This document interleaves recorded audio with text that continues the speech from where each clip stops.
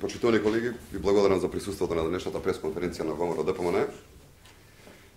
Високи функционери на Социјалдемократскиот сојуз учествувале во сите сомнителни активности во Македонски телеком за кои што пишуваше лондонскиот економист.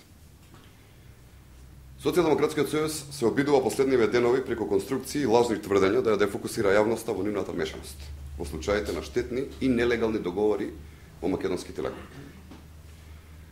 За потсетување на Социјалдемократскиот сојуз, според наши информации, но и според пишувањата на странските и домашните медиуми, базирани на официјални информации на Маџар Телеком, ревизорската куќа White & Cates има докази за 6 незаконски договори за консултантски услуги исклучени од екс-раководството на Македонскиот телеком во периодот од 2004 до 2006 година. Во тој период од Македонски телеком незаконски се одлеале најмалку 6,7 милиони евра за консултантски договори.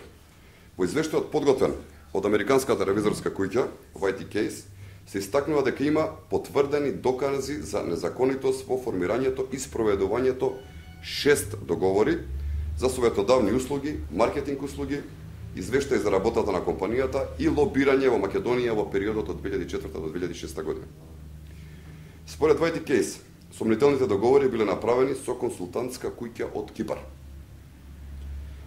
Во овој период, во бордот на директори на Македонски телекомуникации се господинот Дејан Мицковиќ, председател на бордот на директори од Телеком, тогашен член на Централниот одбор на Социјалдемократскиот сојуз и портпарол на изборниот штаб на СДСМ во 2006 година, и господинот Ванчо Узунов, советник и човек од доверба на Бранко Црвенковски.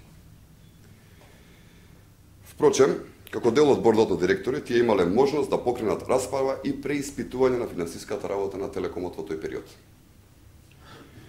Врз основа на прегледувањето на завршената сметка, извештајот за работењето на компанијата и ревизорскиот извештај, бордот на директори до акционерското собрание дава предлог за нивно усвојување.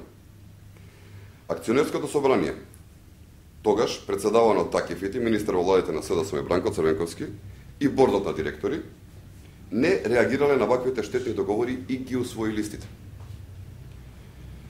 Најповикани да ги објаснат овие состојби и истрагата од меѓународни рамки се владата на Социјалдемократскиот сојуз во тој период и нивните инсталации во тогашниот борд на директори на Македонски телекомуникации. Зошто безпоговорно бордот на директорите и акционерското собрание ги усвојувале актите за финансиското работење на компанијата?